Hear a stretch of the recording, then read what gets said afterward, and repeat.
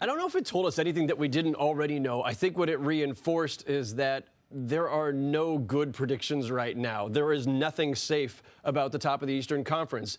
If you told me that any combination of Milwaukee, Toronto, Philadelphia, Boston, whichever two, pick them out of a hat, tell me that they're in the conference finals, I will believe you. Tell me that any one of them is the team that actually emerges from the East, I will believe you. I really believe it's going to be a dogfight. These teams are so different. They're all very good. They're all strong defensively.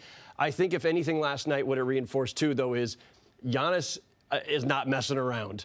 Not when it comes to that MVP potential, and not when it comes to trying to lead this team to the title.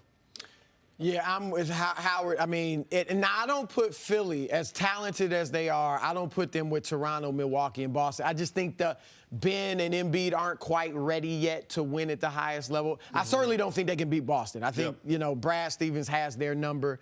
But you're right, those four are all very good teams. Some of the things that were reinforced last night. Kyrie Irving is probably the best closer in the league. I mean, he is downright scary at the end of a game. If you're an opponent of the Celtics or an opposing fan, I mean, he wasn't having a good game. No. And he just took over down the stretch, and dude is unstoppable. So that's one thing. Secondly, Milwaukee's my pick. I mean, like you said, it's hard to pick any of these three teams, or four if you want to put Philly in there. But I've picked Milwaukee. The thing I like about them, Giannis is obviously great, and he's third in the league in fourth quarter scoring. However, at the end of games, what I like about them is they're different than most other teams.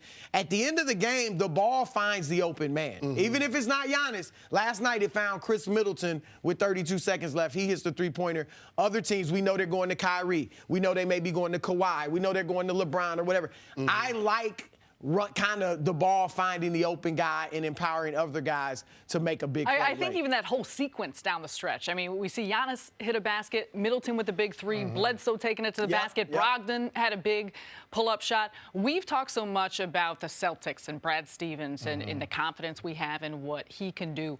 Howard, what do you make of Mike Budenholzer now being the head coach of Milwaukee, what he's done, and also when we bring up Toronto, Nick Nurse, and just, his first season as a head coach with this team, despite the continuity.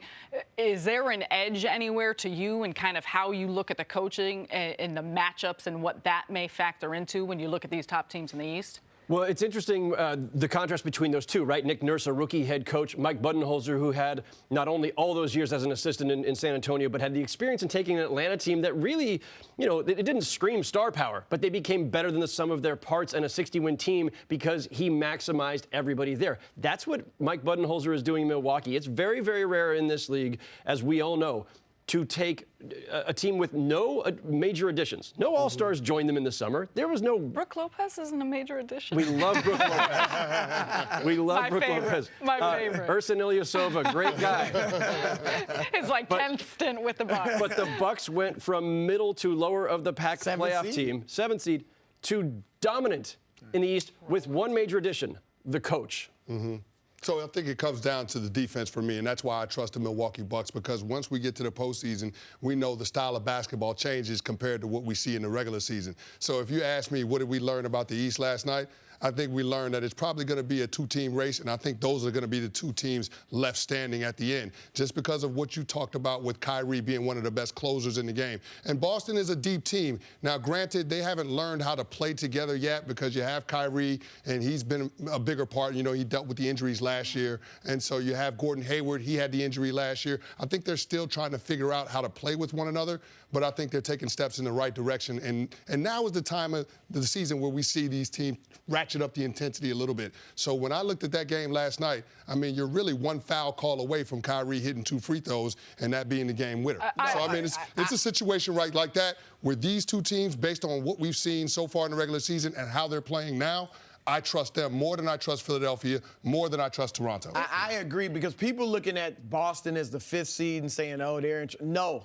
Boston, I would not be the least bit surprised if they get to the finals. Because, as you say, all these issues they're having, Kyrie and the young guys and the back and forth and figuring it all out, they still went to Milwaukee, which has the 2nd-best home record in the league, and almost won. And like you said, could have easily won that game. So they're going to be a tough out in the playoffs. Is it I was going to say, and by the way, Eric Gordon probably found Kyrie on that last play.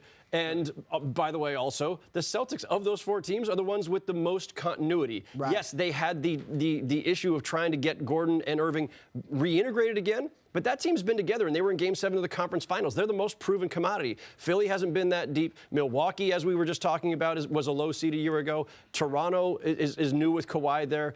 Boston's the team that has proven it. Is it silly of us? I know when Victor Oladipo got hurt, we kind of wrote off Indiana. I'm not sure even anyone necessarily had them in their top 4. They're currently sitting in the 3rd seed still. Nate McMillan has done an incredible job. Maybe not necessarily to come out of the East, but do the Pacers concern you at all if they end up being in one of those top 4 spots?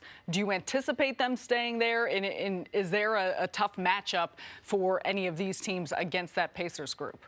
I would just say that the Pacers, for one, have hung incredibly tough without Oladipo and should not be counted out at all. I don't see them getting necessarily to the semifinals or the conference finals, but could they play spoiler? Yeah, they absolutely could. Even if they slip to 5th, if you're the 4th seed, I don't think you want to see the Pacers in the first round.